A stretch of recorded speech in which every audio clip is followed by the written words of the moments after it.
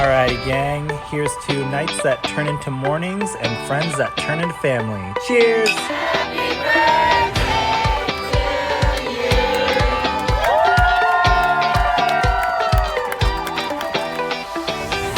Hello, and welcome to the Friendship IRL podcast. I'm your host, Alex Alexander. My friends, they would tell you I like to ask the hard questions. You know who I am in the group. I'm the person that's saying, okay, I'm going to ask this question, but don't feel like you have to answer it. And now I can be that friend for you too.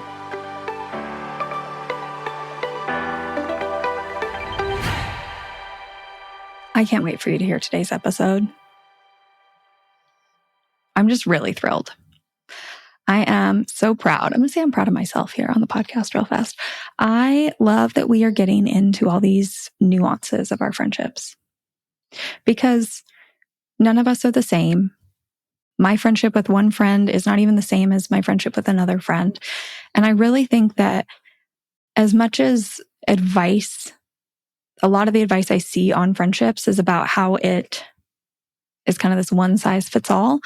Really, there are so many subtle differences. And that's why I would highly suggest, if you have not listened to it, going back and listening to episode 15, which is about managing differences in our friendships. Because I think that it is the single most important skill you can develop to build friendships that feel good.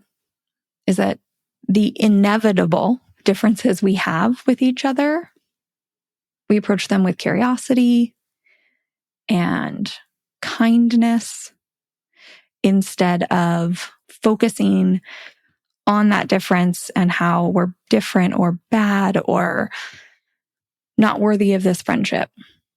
So today, my guest Sadie is a late diagnosed ADHD. If you don't know what that means, late diagnosed autistic.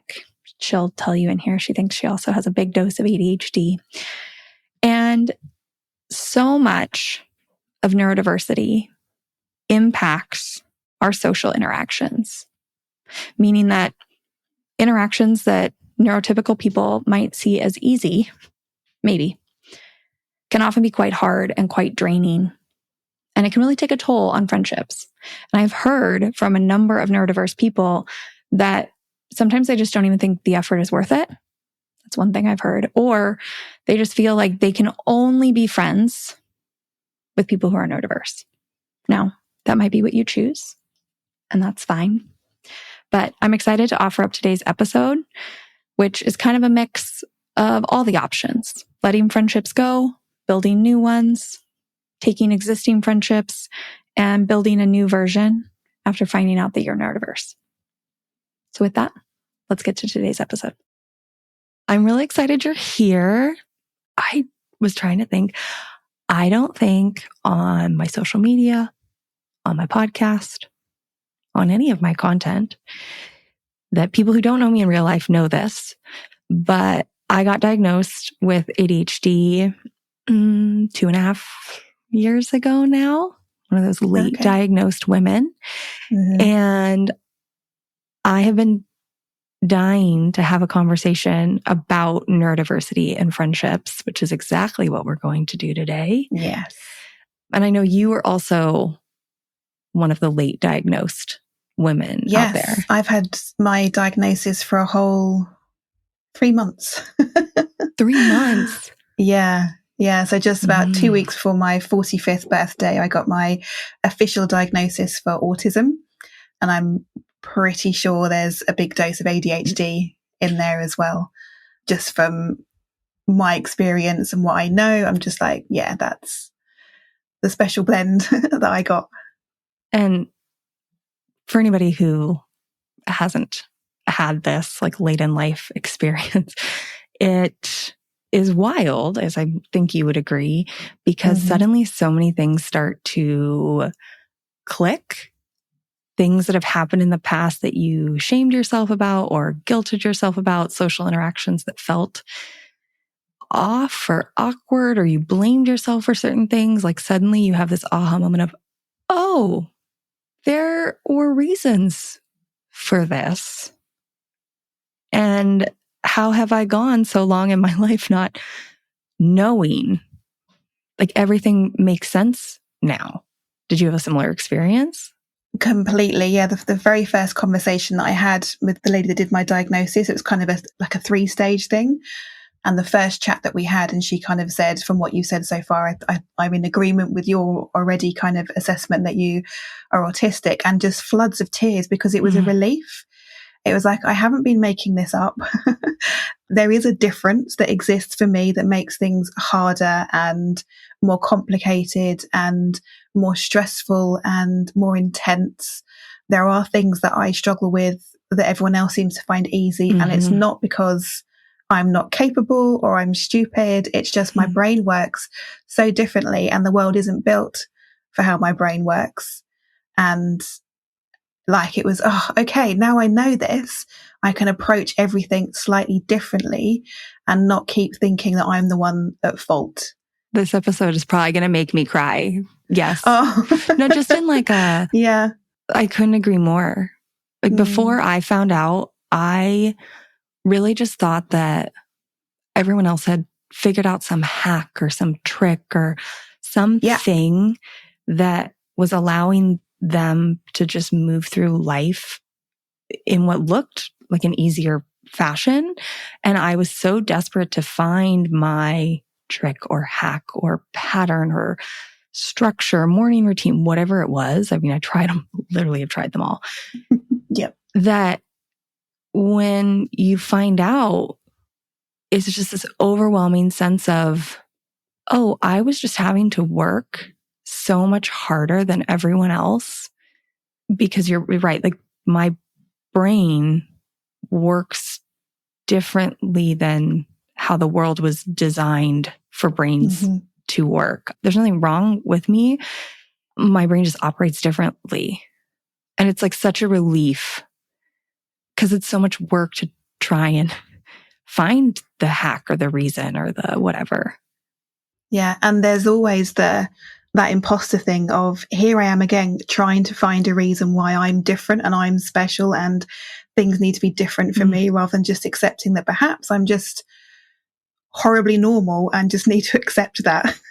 Like you're just an average human being, Sadie, kind of accept it. But finally someone went, no, actually you are different. Yes, your experience of life will be different for these reasons. And it's like, okay, I have an answer now. That makes sense. I can grieve for the version of me that never existed that would have known that earlier and moved through life differently. And also at the same time have to accept that if I had known that earlier, my life may have been so different, because being diagnosed back perhaps kind of 80s, 90s would have maybe been a very different experience to getting a diagnosis now. Yeah. In relation to perhaps the stigma attached to it and what would have been the options for me as a autistic girl in the UK in the 90s or the 80s going to school. So I can see that, yes, it would have been nice to know this about myself earlier, but my experience, especially with things like school and with friends, that probably would have been very different. And there's all that at once. There's all that relief and grief and wondering and curiosity. Yeah, all at once. So it's been a wild ride. And for anybody who's listening who hasn't had a friend or a person in their life or somebody close to them go through this experience of finding out they're neurodiverse, I just want to note, there's a lot of talk out there that this is some sort of trend or new thing and everybody's finding out now. No, here's what I'm going to tell you. The diagnostic criteria was created for men. And the way women present quite often, not always, but quite often, is very different. So if you're listening to this, like this is a very common experience because the diagnostic criteria has now been brought in to include women's experiences. That's why this is happening to a lot of adult women right now. Yeah. And I think especially through that kind of 2020, 2021 period of so many people being in some kind of lockdown experience through COVID, there was so much of both a mental health kind of crisis in some ways, and also are people kind of exploring things and having lots of spare time to look at things on the internet and realize that their experience of the world wasn't perhaps as uniquely, well, there's two things. It wasn't so unique that it wasn't typical, but also there was other people having very similar experiences that people often thought were just them. They're like, wow, that's weird. I do that too. And that's a autistic thing, an ADHD thing. And of course, there's loads of umbrellas, big umbrellas. And there's lots of things that people do that maybe neurotypical people do. And there's kind of all mixed in. But just that awakening, I think, has enabled people to be able to explore this a little bit more and then find out something that's been hidden about themselves for so long. Yes. But yeah, it feels like a trend because everyone's talking about it, but it's just that finally there is this recognition that if you're not a 8-year-old white boy, then your neurodiversity is going to present itself very differently. And I think it's brilliant that there's more awareness around it. And I'm hoping that conversations like this as well open up for other people to have conversations with their own friends about things as well, about their own experience and what they're going through, and perhaps the kind of the support and the help they need as well. Yeah. And I'm really excited. There's lots of, in the neurodiverse communities I'm now a part of and am watching and reading and paying attention to, there's a lot of conversation about how friendships are so much harder for neurodiverse people for a myriad of reasons that we'll touch on, I'm sure. And I have another episode in the works about this as well. But it's, I think, really beautiful to share the stories of what is working and is not working for various people. And we're all going to be different, so that anybody, whether you are neurotypical or neurodiverse, can hear this and try new things or see what works for you, or consider that your friends' experiences, if you're neurotypical and they're neurodiverse, they might be experiencing this thing. And that might be the reason there feels like some strain or problem in your friendship. It's not that they're a bad friend. It's, they forget to text you. Yes. This is a very common thing. So I'm really excited to share these stories so that maybe people can hear them and start to consider a broader definition of what works and what doesn't in friendships, and try to implement these in their lives. And for you in particular, I definitely had struggles in friendship before I was diagnosed. And I'm sure I'll share some of these memories today. But, why don't you tell us a little bit about your realizations around friendship and how maybe hard things were? Hearing your story, it's been a journey to figure out what works for you. And for a long time, you were just keeping yourselves in situations that weren't working because it felt like you should, only to then give yourself permission to really build what you need, which is so beautiful. Yes. Yeah. And I guess the majority of this is looking through the lens of, I didn't realize my neurodiversity until very recently. This is all hindsight. So I think it's really important to mention that. And also that I hold nothing against any of the people that I have been friends with, I've lost contact with, whatever else it is. It's just the differences that are there now that I can appreciate mean that I can see there is a need where I have to put my own well-being first over the need to try and keep something going because it's historical, or there's kind of an expectation that's there that, you have friends from school, they're the ones that know you best, they're the ones that you're supposed to keep hold of. And yes, there's all that mixed in there. But what I'm finding now is that I need to prioritize what works for me and what's best for me, because that way I'm also a better friend as well. So the people that I have in my life now that I'm friends with, who are much more aware of maybe the unmasked or the kind of the truer sense, the truer version of who I am, and the unfiltered version in a lot of cases as well, they don't want to change me or do anything different about who I am, so that they feel like safe spaces. Whereas what I can see now is that whilst I was growing up, especially through my teens, 20s and into 30s, I was very much playing a role to fit in with a group of people. And I thought that was friendship. And I thought that what was occurring was quite normal. But on reflection, I can see that I was making myself smaller. I was exhausting myself in situations that should have been uplifting.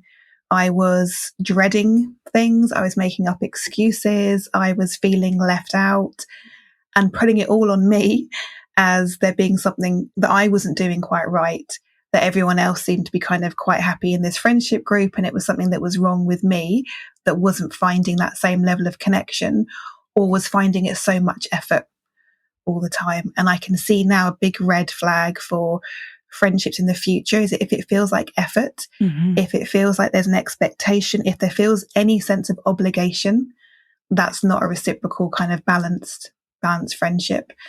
Yeah, that's kind of an overview, kind of slightly cryptic maybe as well, actually, without context. But yeah, that's been my journey in a more recent sense of what I've discovered about myself and friendship. I think the hardest part, especially for late diagnosed people, my experience, is that entire process. You have your friends, you have history, you did this part of life together. And I would love to go back and see myself as a younger kid in these friendships, knowing what I know now about myself. Like, how was I acting? What was I doing? And, I say that, like, I probably was more freely myself because kids are silly and weird and make mistakes and screw up. Yeah, I think up to like teen, and then that starts to become less of a thing you can do. I remember shedding things that I loved when I got to that kind of teenage thing, because there was more judgment coming in. There was more kind of cliquey things, or if you're not doing these things, then you're too weird and you're too different. And then that means you're going to get left out of our group. So stop doing those things. And it's never said explicitly. It's just a vibe that we pick up on. And again, it may be a more sensitivity thing with neurodiverse. It may be that neurotypicals have the same experience. But I remember this shedding of things that I loved because they weren't cool anymore, or they weren't what everyone else was doing. And that included things like tarot cards and crystals. And I remember having runes from a market in London that I just loved those kind of things, that magical things. That I guess they were seen as slightly childish as you kind of get into that teenage year.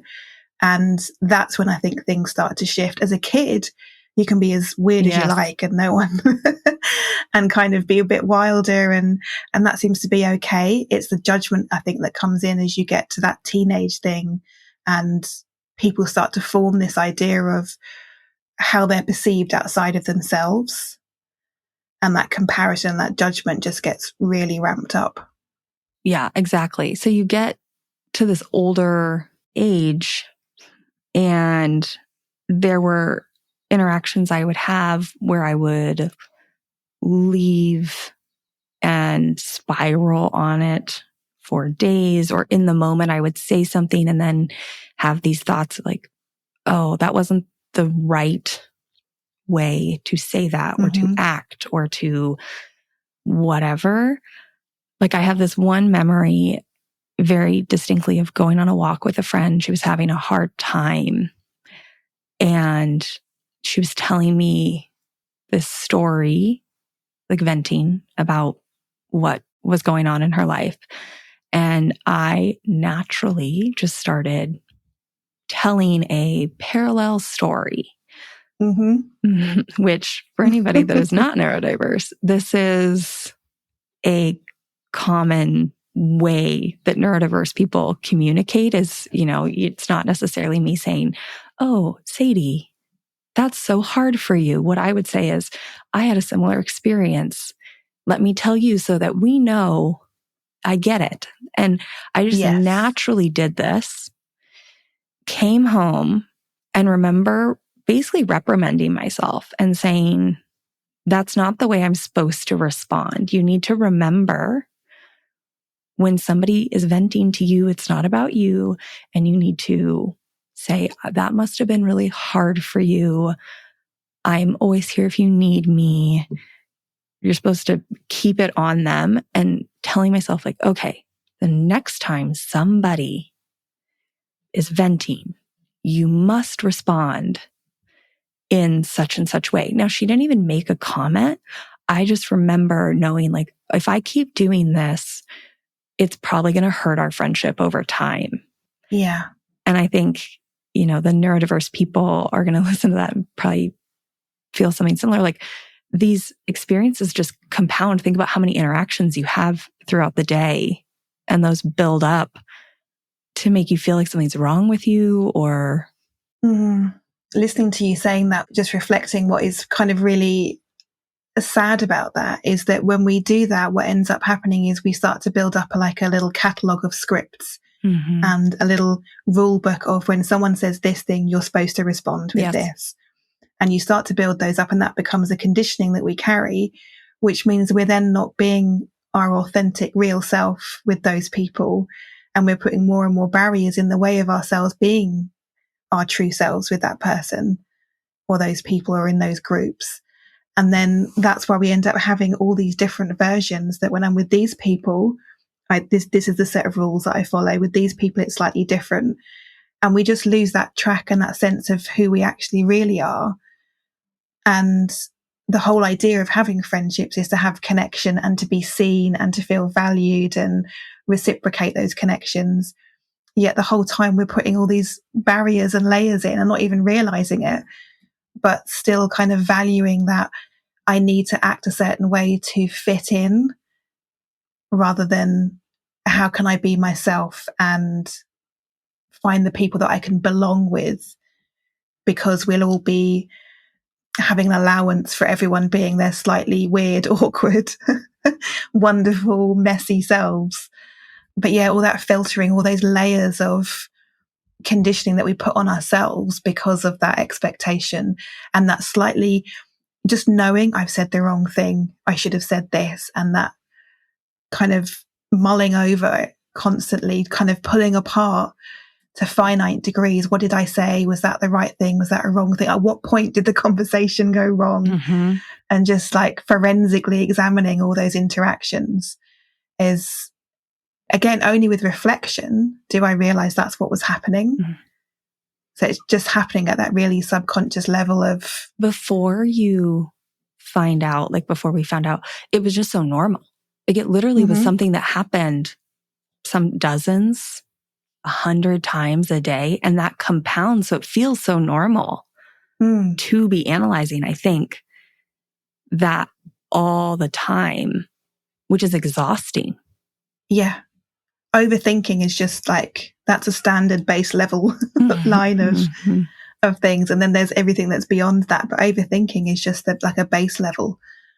And I didn't realize that it's not typical for neurotypicals to have like a dialogue in their heads of things, not just a monologue or a kind of a narration, but like a many-parted conversation that happens as well. And all the parts of you that have different opinions on what you could have said, should have said, the observing what other people are doing and kind of filing that away for, okay, so that's how you interact in here, and that's what those people do, so that's expected there. And it is exhausting in so many ways. It's useful in so many ways because, funny enough, the way that the brain works means that we can create these really complex masks and do all that kind of that rich data analysis and pattern recognition. But at the same time, it's building those barriers up and making things feel exhausting and stressful. So yeah, it's especially if you're neurodiverse, having friendships with neurotypicals, there is such a translation that needs to happen. There are two things I just want to touch on here. The first one is this idea of kind of building up these scripts and figuring out how we're supposed to, which I say in air quotes, supposed to act. Now, if you have gone back or if you've been listening this whole time, Episode 15 talks about this idea of managing our differences and how important that is in our friendships.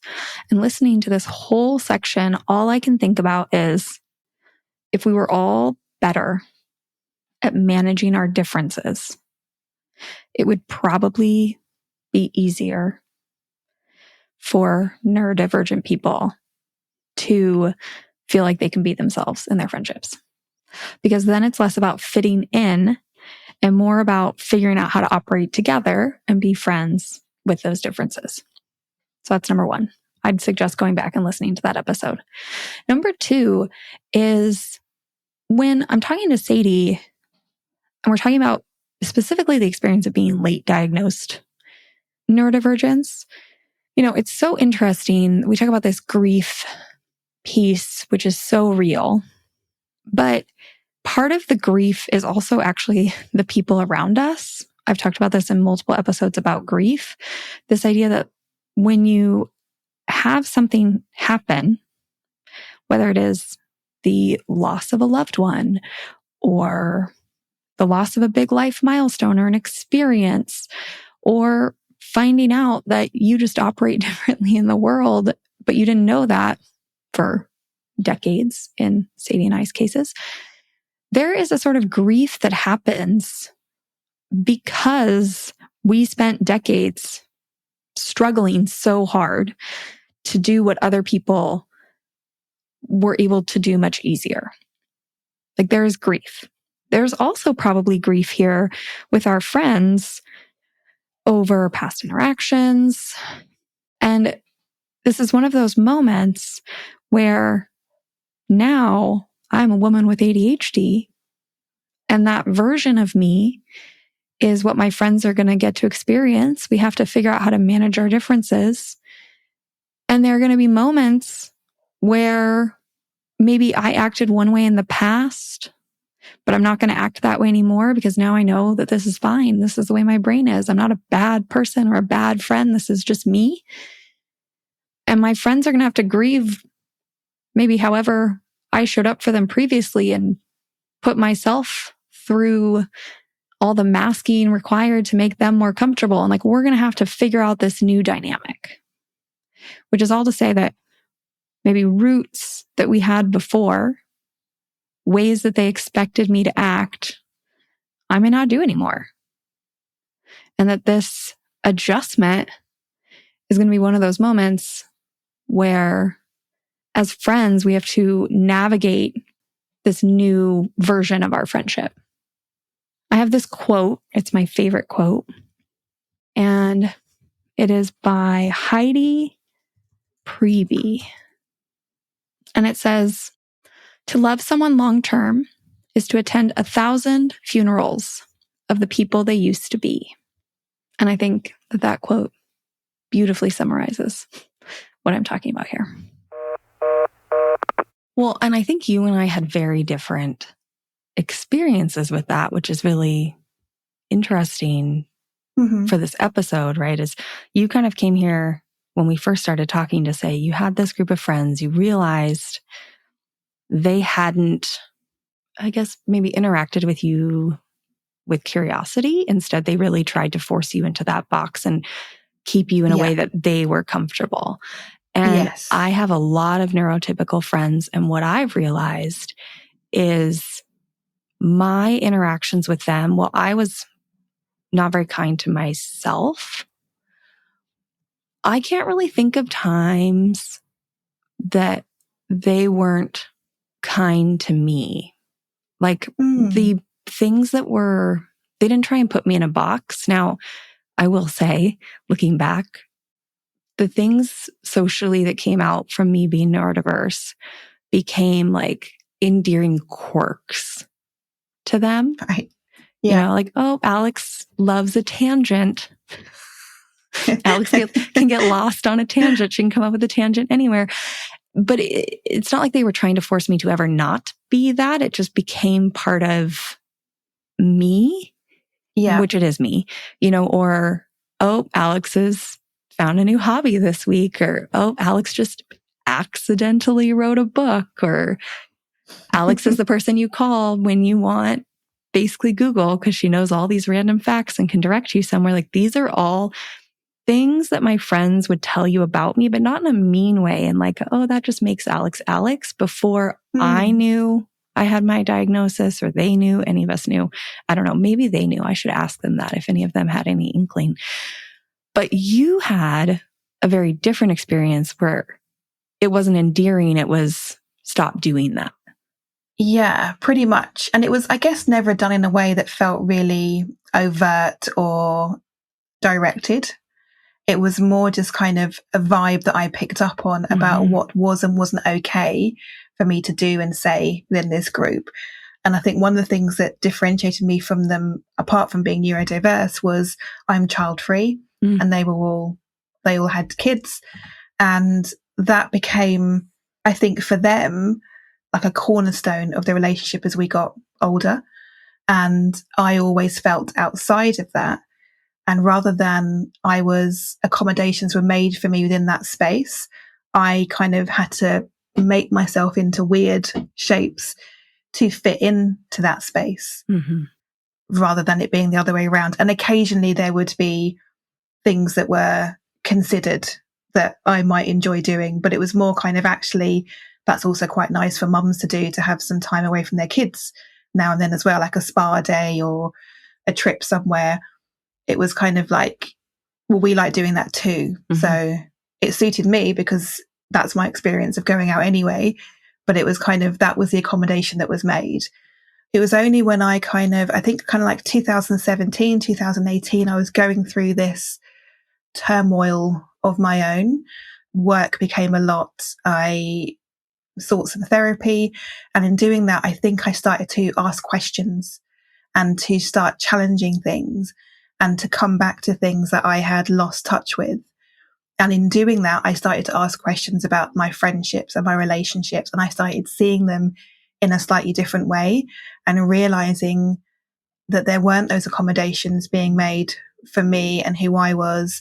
And that quite often what I would do to fit into that space would just be the one who got drunk all the time. If we were going out somewhere, you could put good money that Sadie would be the one that would get drunk. And that had become a coping mechanism for me, just to, I've got to sit here another evening of this. So I'm going to pregame with a wine in the bath before I go out. This is a perfect moment for me to drop in and just talk about roots for a second. So what do we have here? We have story roots. Those are our beliefs and expectations. These have been friends for a long time. So there's beliefs there, like, these are my friends. These are my closest friends. These are my oldest friends. And those come with expectations. Except that the interactions do not support the belief and expectations. So, if like, oh, they're my oldest friends, then that might come with, they care about me. They listen to me. They want me to be the best version of myself. And the interactions are not supporting those, which means that they start to break down. That as much as we might believe them, like convince ourselves, if you really sat down and made a list of what is supporting that belief, there may not be a lot there. There's also a lot of emotional intimacy roots, but specifically history, because I've been friends for a long time. You have all these memories together, and a lot of people will lean into those memories. They'll talk about, oh, do you remember that time when we were in college and we did this? Do you remember that trip? You really lean on that. And there's nothing wrong with that.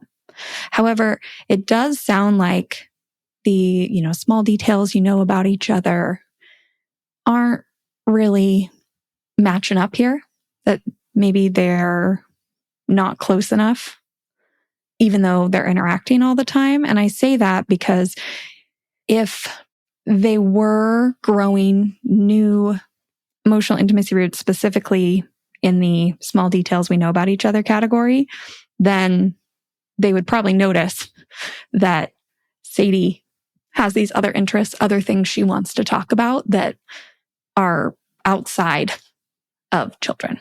Okay. And then the third one are our shared experience roots. And this is where, if we look at this, so I say they're so important. Not that you have to have the same ones, but there is a portion, most of the people in this group who can talk about being parents. That is a shared experience. You can talk about this. Sadie cannot, which means you got to find other things to talk about that she is experiencing or interested in so that you can have this conversation. Now, if they don't share her love of, I'm just going to make this up, art, let's say art, they can ask her, but the reason they're asking her is because they care about her. So that's the story roots, because they have the small detail they know about her in an emotional intimacy root that she's really passionate about art, and therefore they're acting on it when they're together. So this all plays out. And if you look at it this way, like as she was telling the story, my brain was firing because I was just saying, it doesn't sound like there's a lot of evidence supporting the story roots anymore. The emotional intimacy roots, like the history is there, but all the current ones don't seem very strong. Because if they were, these friends would be picking up on the fact that she's trying to numb herself out. And then finally, they are not actively trying to find a shared experience to include her in, or using the details they know to check in on her shared interests.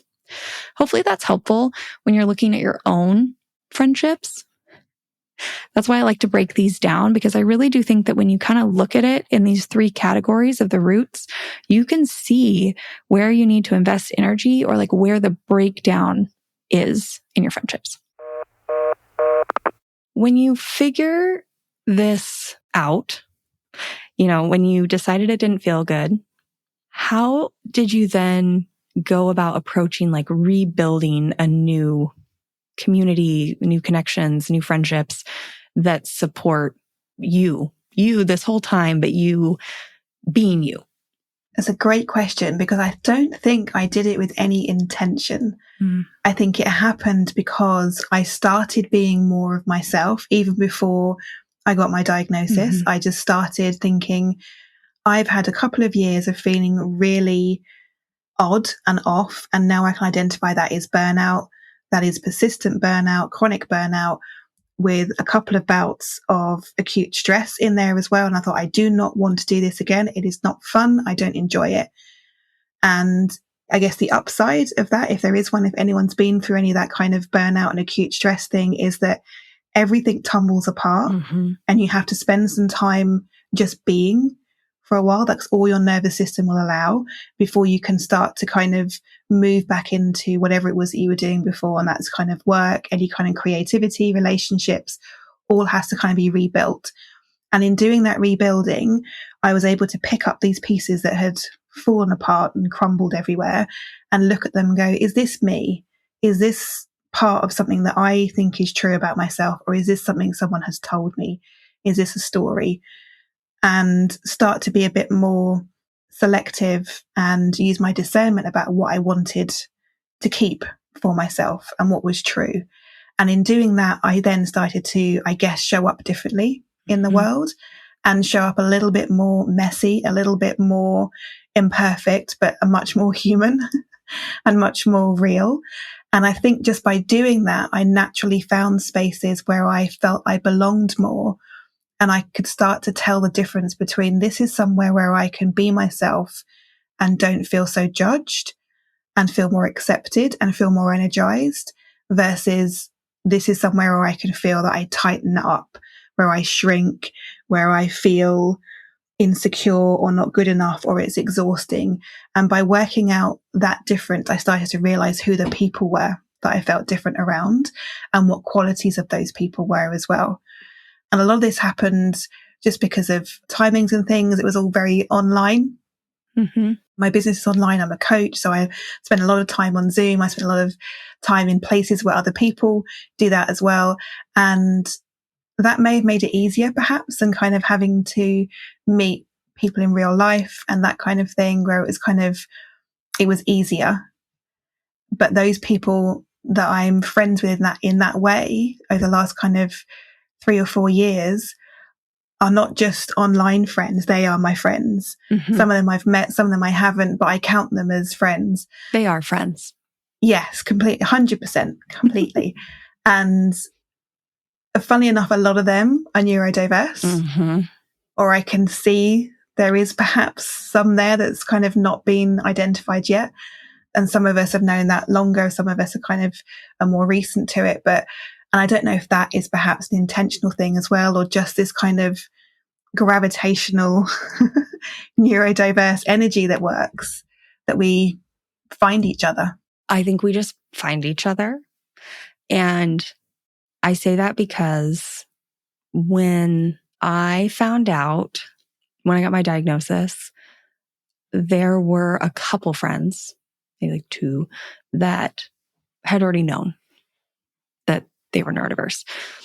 And because I'm a pretty open book in real life, and because I wanted people to know, honestly, it wasn't about anything, but part for me, being around so many neurotypicals, is just owning the fact that I have ADHD and kind of being open sometimes about things that I do, or, like I will regularly do something or say something and then, just like, well, that's the way my brain works.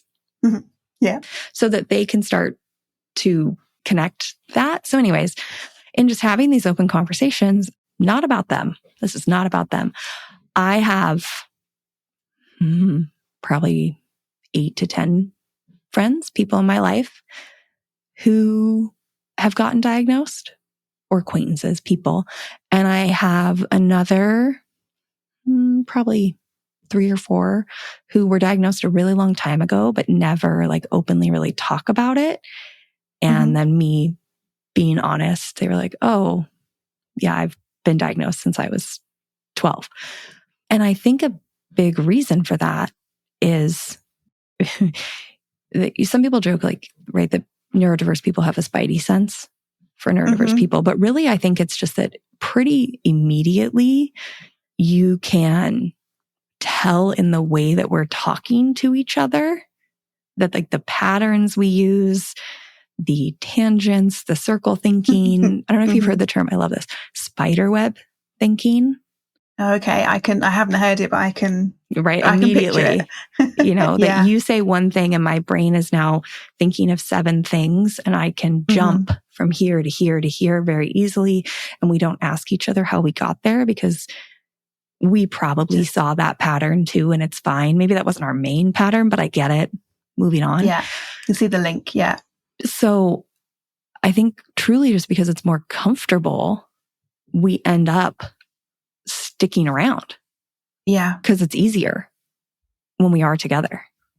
The friction is less, I think, because there isn't that kind of side-eyeing that you can pick up on, whether energetically or you just know someone thinks I'm being weird. And because now someone thinks I'm being weird, I'm aware that I'm being weird.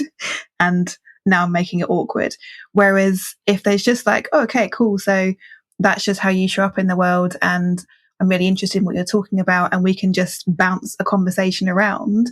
There isn't that, I guess the self-awareness gets lowered because there isn't that feeling of being observed, or of trying to wear that mask and am I fitting in? Am I doing it right? Am I leaving enough space? Am I making enough eye contact? Have I been talking too much about myself? When is the pause that I can jump in and have my say in the conversation, or have I missed it? All that narrative that happens is less so, because there is just more of a crazy bounce around of things that feels more natural. But perhaps maybe someone looking in is like, I've got no idea how you're having this conversation, because what?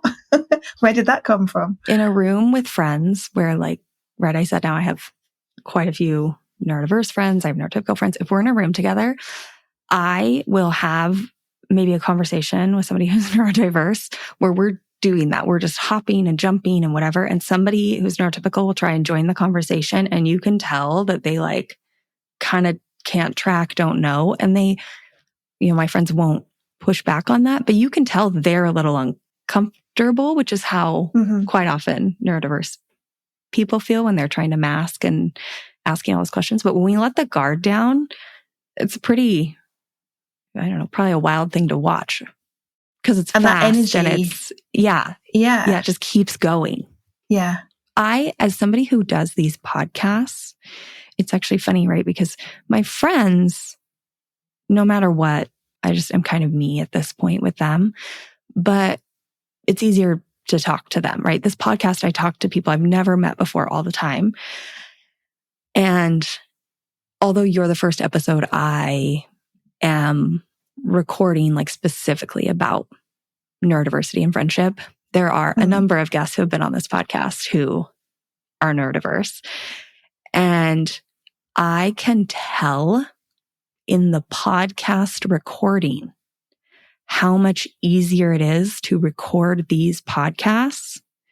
It takes less work for me than recording with a neurotypical person. It is 10x the amount of effort to record those episodes in my brain. And they probably sound different. If you went back and listened to them, they probably sound different.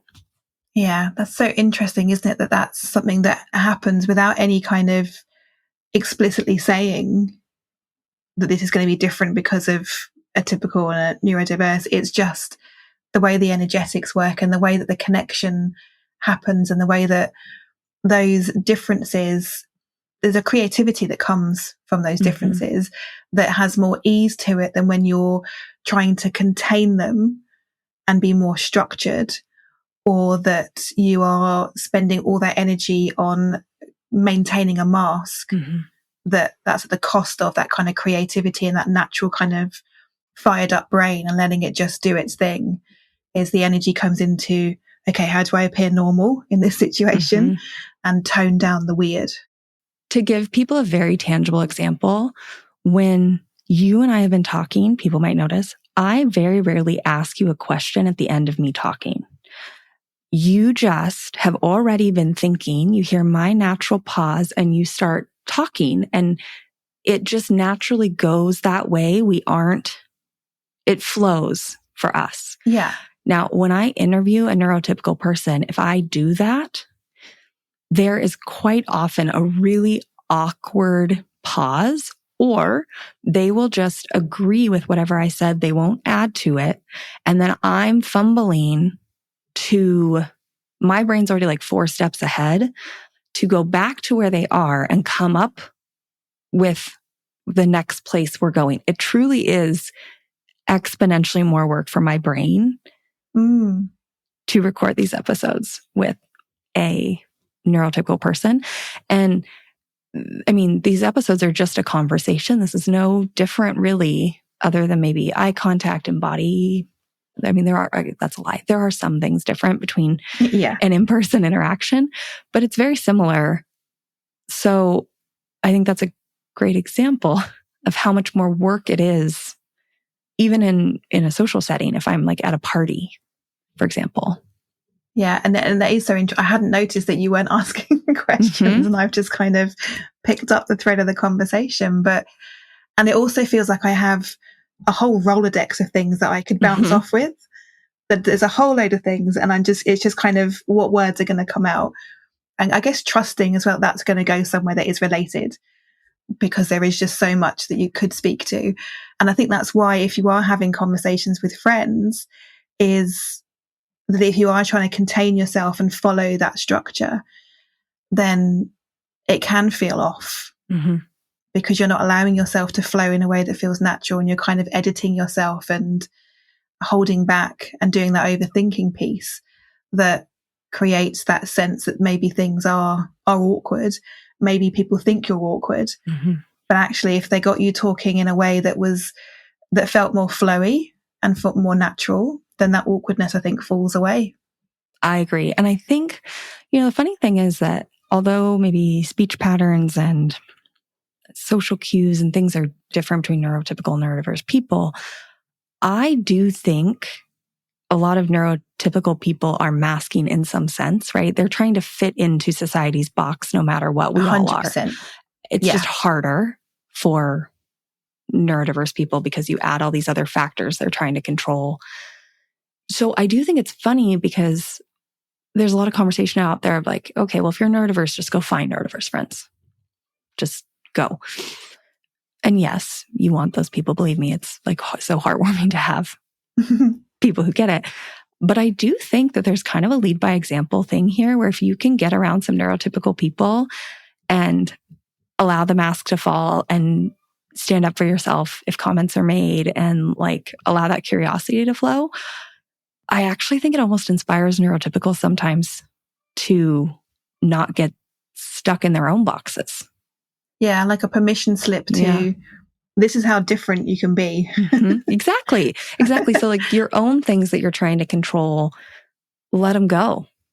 Yeah, there is a permission slip there to drop that front, whether it's a mask you wear for being neurodiverse or just the standard that you're trying to hold yourself to because society expects something from you, which means then that the places that we should be getting the most support and understanding and validation from, our friendship groups, become just another place that we have to play a role in and live up to, and we're not getting the most from those relationships. Is just a shame to think that we don't have that level of depth that could be possible if we all just were a little bit more vulnerable with ourselves and each other.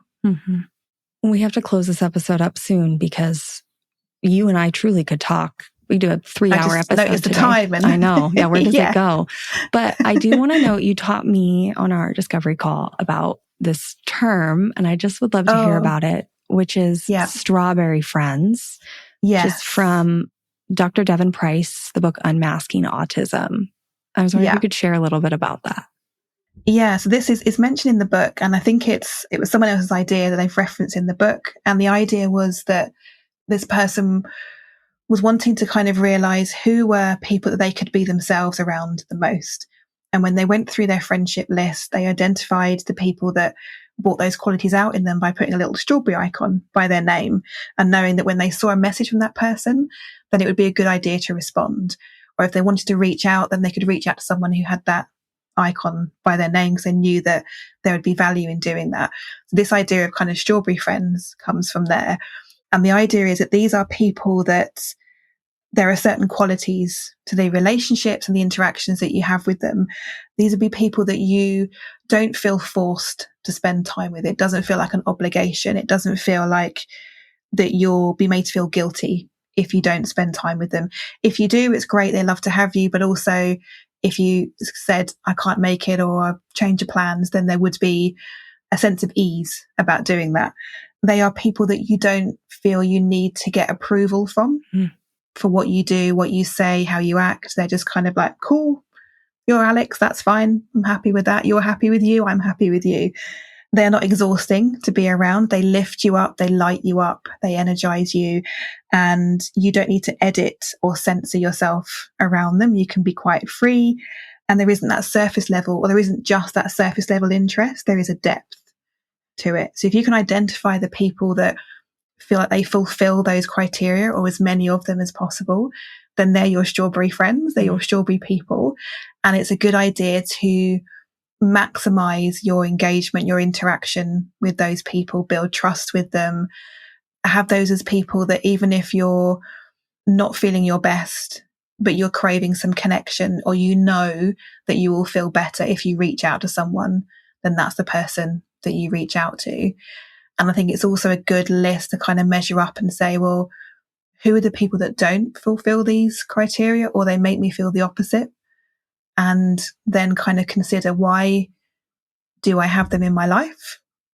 And what am I getting from that relationship? What are they getting from me? And just kind of bring some curiosity to exploring that side of it as well. So I think it's a really beautiful way of kind of considering, is this someone I want to spend time with or not, because of how they make me feel, not because of any external expectation or commitment. And for all people, but definitely neurodiverse people, this is probably a great exercise to do and actually write down, because we all know quite often, out of sight, out of mind, like write it down and put it somewhere you'll see it. So in the moments where you do feel lonely, or like you need some connection, you're craving that, you aren't trying to mentally run through some Rolodex. Like you actually have intentionally cultivated, written down like this list so you can just reference it. You're not trying to do that work in the moment you need it. Yeah, I did find that my habit used to be, I would look on my phone and think, who have I not contacted recently?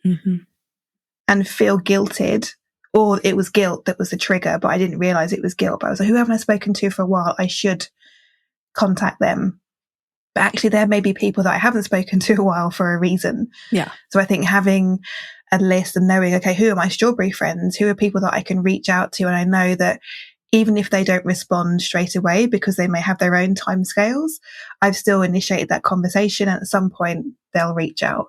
Or even I just know for myself that I've done something that I know is going to feel supportive for me. So yeah, having that list of people that you can identify as bring out the best in you and maximizing your time with them, I think that feels like a really good kind of curiosity way of exploring your friendships and exploring who could be possibly more of a friend to you as well. There's an acquaintance perhaps that you think, actually, that I think we could maybe get on better, like spend more time with them and just explore that.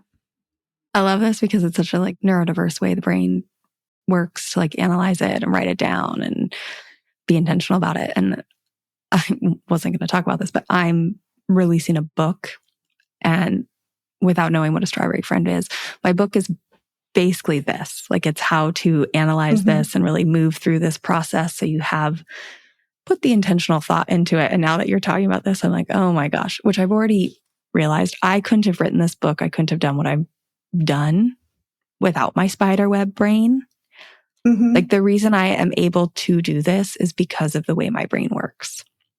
Yeah, 100%. Sadie, thank you so much for being here. This was such an easy and my meter is full. I'm full. This was a beautiful conversation. Thanks for... Oh, that's lovely to hear. Yeah, likewise. It's, that the time went so fast. I think that's a really good, a good meter of how engaged with the conversation, how free and easy and natural it feels. So yeah, I've had a lovely time. Thank you so much for having me. I left this conversation so full, so thrilled that we are talking about these nuances of our friendships, because I just think there's so many conversations happening out there that are like blanket statement. This is how you make friends. This is how you keep friends. This is how you break up with your friends. And really, if we dive into these nuances and like subtleties in our friendships, this is what's going to make it easier for us to keep them. Now, maybe there are new boundaries. Maybe if you are somebody who is neurodiverse, you want to build more neurodiverse friendships. But maybe, you can still keep these other friendships, but just in a new version, right? Maybe you let them go. Maybe you build what you need. I don't know. The point is that you create what you want, and that no blanket statement can cover all of these connections that we have. Thanks for listening today. I'll be back next week. Thank you for listening to this episode of Friendship IRL. I am so honored to have these conversations with you, but don't let the chat die here. Send me a voice message. I created a special website just to chat with you. You can find it at alex.chat. You can also find me on Instagram. My handle at it's Alex Alexander, or go ahead and leave a review wherever you prefer to listen to podcasts. Now, if you want to take this conversation a step further, send this episode to a friend. Tell them you found it interesting, and use what we just talked about as a conversation starter the next time you and your friend hang out. No need for a teary goodbye. I'll be back with a new episode next week.